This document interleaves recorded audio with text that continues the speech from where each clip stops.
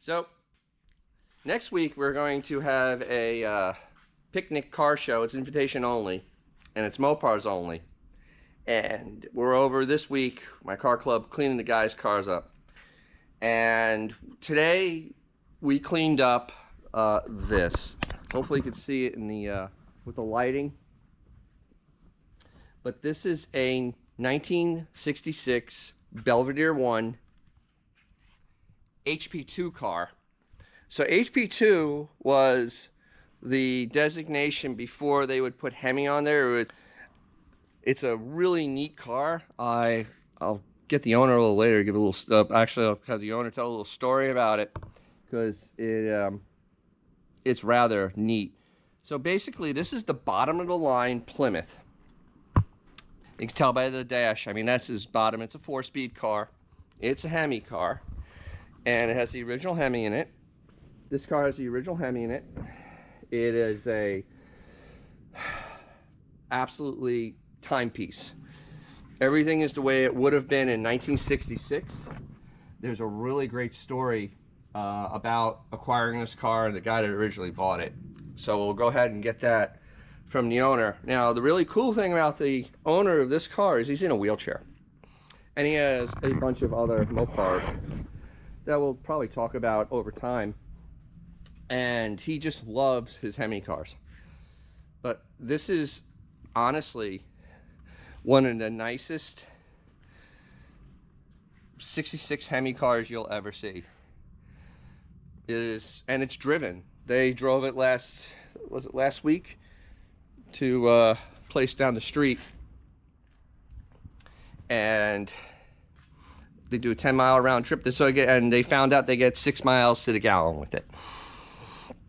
And that was the 4-speed in 66. Really not ergonomic, not very comfortable. But it did come with a clock. So this is really the most basic car you can have. This is what a muscle car is. It isn't a high dollar car. It's a car that's very, very basic, light, but also not not that flashy. I mean, the real early ones were not very flashy. They were low-key, high-performance cars. So, and back then, see, Plymouth put, finger mark there, Plymouth put on the hood, it would say the engine designation on the hood ornament, and it faced the driver, because Plymouth.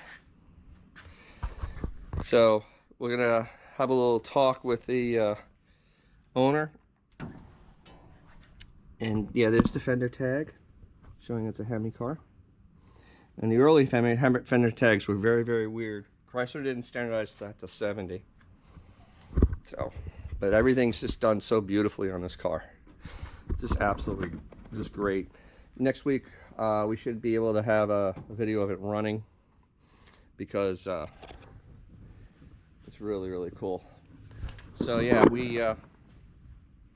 so this is kind of the fun stuff.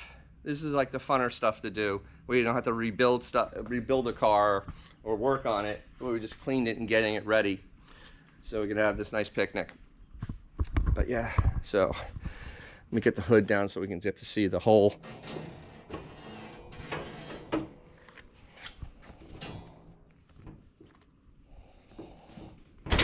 Oh, and it's snatched.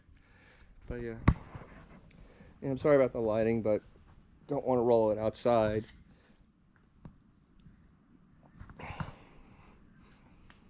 So yeah. But yeah, this is it's just such, and it's a very dark blue. It just looks so nondescript, even has the blue streak tires on it. Just a great car. So, and then he has a few other ones that are going there. He's having a new building built, so they'll be a little bit better. So, yeah. Well, hopefully we'll talk to him and the story on this, because it's a really cool one. All right, so let me go. I got to do a little more work here, and then we'll go talk to him about it. Thanks. I'm here with the owner Merritt, of this incredible, I mean, this beautiful HP2 car. And it's very fascinating. So Merritt, what does HP2 stand for? Well, HP2 is actually HP squared, which is Oh. HPP, and it stands for Hemi Powered Plymouth. And they only use that on the Plymouth from September to December 31st, because Dodge had the 426 Hemi on their Hemi cars, Mm-hmm. and the Plymouth boys wanted the same thing. Oh. So they raised enough cane that Plymouth, of January 1st of '66, they changed the emblem from HP2 to 426. So all HP2 cars were produced before January 1st of '66. So this is a pre-December 31st car. It was built in November of '65. Wow, November. So how many of these cars exist? I don't know how many exist. When they built Well, them, built. How they many were built built? 138, and there was 136, and there was 38 4-speeds and 98 automatics. So this is one of 38 Correct. 4-speeds. Correct. Wow. So basically, this could be a one of one. Yeah, I know of another blue one. Another blue one? Okay. Yeah, a So, friend of mine was in here and he just told me he had another blue one. oh my goodness, So- there's two blue ones. Cool. So how did you end up getting this car?